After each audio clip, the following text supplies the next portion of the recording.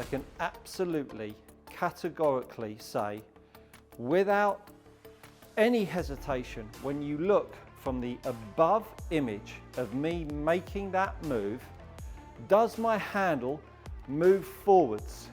Yes or no? Yes or no?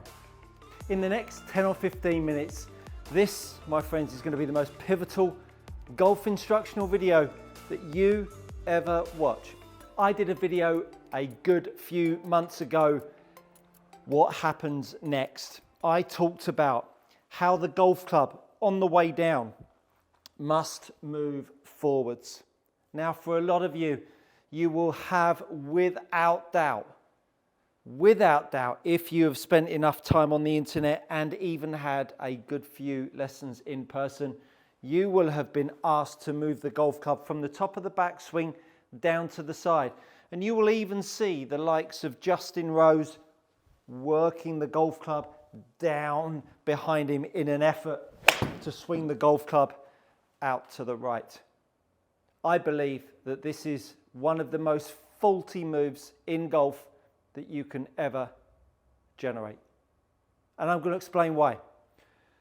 The handle and the head relationship is crucial to creating angles of attack and path lines. But not only path lines, the stability in your club face.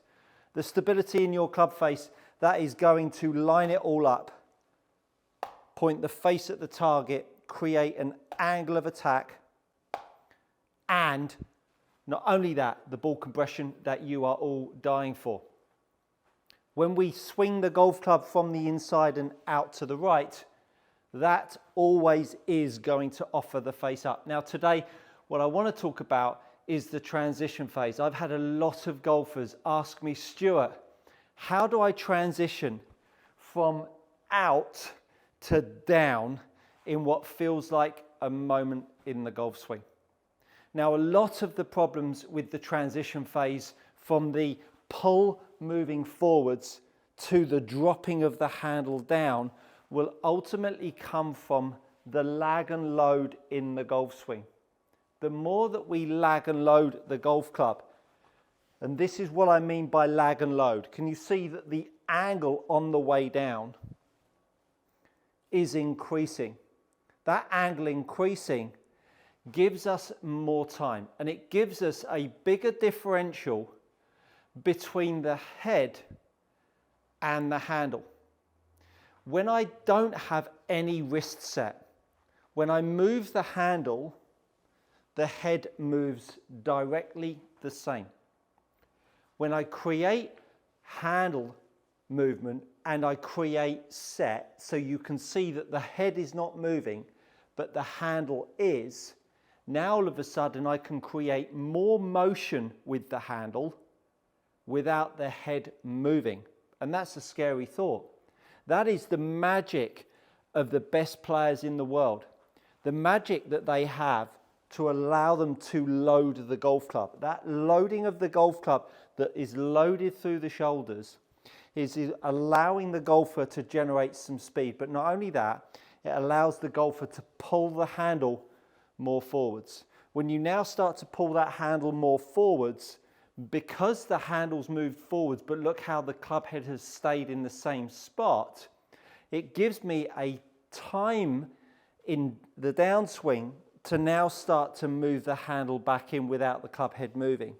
So I start to load the club and move the handle down, which really starts to begin to load the angle of attack, gets the face lined up, which then really starts to become very neutral through strike. So I get some angles of attack that is 5.8 down. There's a lot of you out there that would be gagging for that.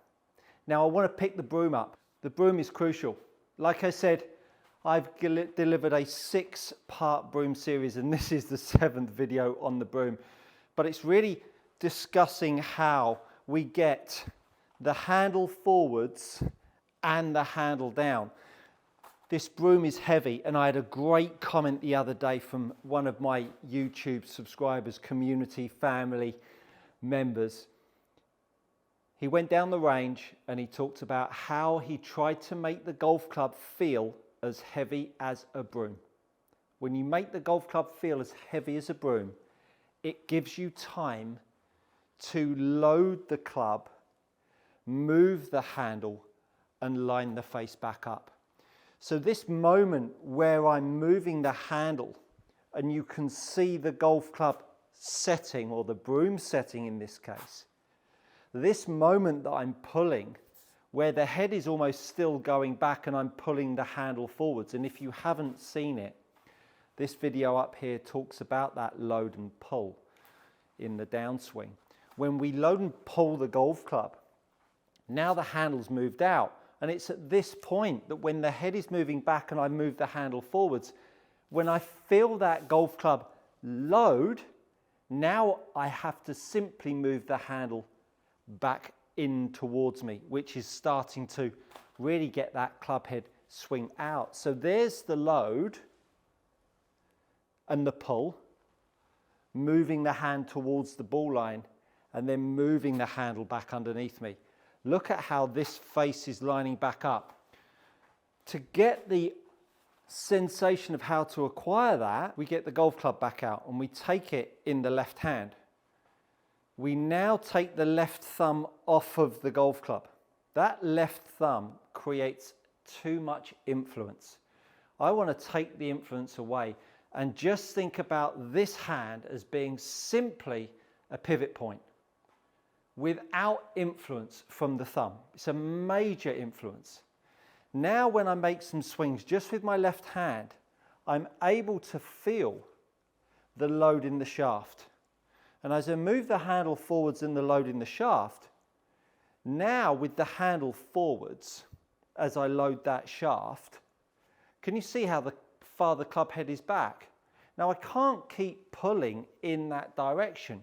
If you do this, you will then start to feel how your left shoulder will have to start sitting down and moving around. Look at how my handle is pulling forwards and my handle is moving back in. For all those naysayers out there that don't believe the handle moves forwards, I can absolutely, categorically say, without any hesitation, when you look from the above image of me making that move, does my handle move forwards? Yes or no? Yes or no? Does the handle move towards the ball line?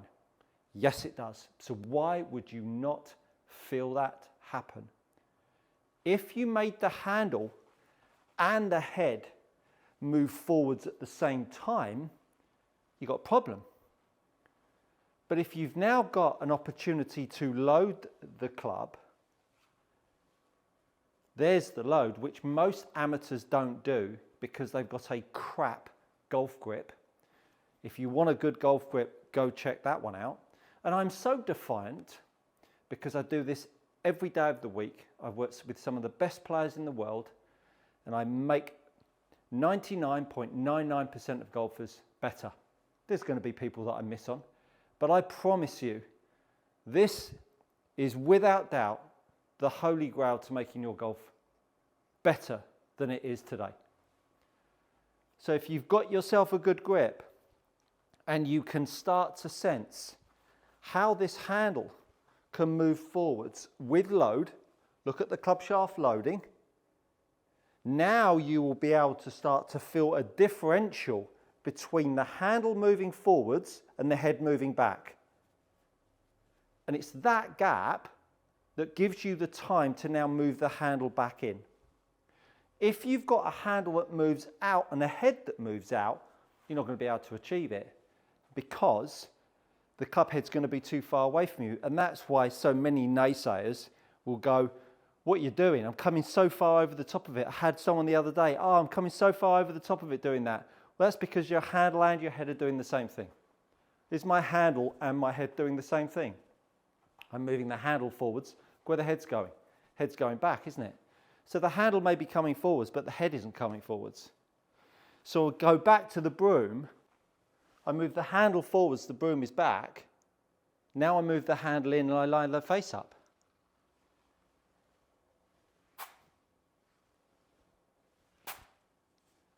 As opposed to drive the handle out to the right, tuck the elbow in, up and out to the right, utter garbage. The reality is I don't get the handle out to the ball line. I understand that. But my energy from the top is most definitely forwards so that I can start to create that force down through the handle, which gets me lined back up. Look how far I move that handle forwards. Handle delivered an angle of attack of 5 down from the inside at 1 and a face to path at 3 shut. Up to the top, I get the differential. There's the load. Moving it forwards, the club is loading. The club is loading. Now I can move the handle down and line it all up. This is a very, very different sensation to a lot of you compared to the down and out to the right clan. And the trouble is, you go and watch a Justin Rose do it. Spectacular golfer. Spectacular golfer. But would you want to see an impact condition, post-impact condition of a driver that is off out over here with Justin? Look at his driver impact condition. The driver is over here, and where's his bad miss? A hook. So for me, and look, I'm not saying that Justin should be doing it differently. I'm just saying that for me, my view is that there are other ways of doing it. To get this transition, take your thumb off the golf club, start to load the shaft by pulling it forwards, and then you'll start to feel like you've got more time to move the handle forwards and in, which will give you the sensation. There's the load, there's the pressure down and around. Left shoulder really starts to help get it nice and neutral. I wanted to talk to you today about the transition for pulling forwards to moving the handle down and in, and why the left thumb and the lack of load in so many golfers' downswing proves to be a hindrance to the broom drill, which is why I really encourage you to get yourself as long a broom as you can. If you're tired of paying too much for your premium leather golf gloves, head over to gxgolfgloves.com. These are gloves trusted by tour players and elite amateurs alike. Use my code GOODCOACHING to receive 10% off your next order. Go try them out. You won't be disappointed. As heavy a broom as you can, because both of those two things will encourage a load and a better track of the handle. And if you video yourself doing that, you will start to see the changes in your movement. Thank you so much for watching. I hope this has really added something to your golf. A little bit more serious today, because this, my friends, good coaching.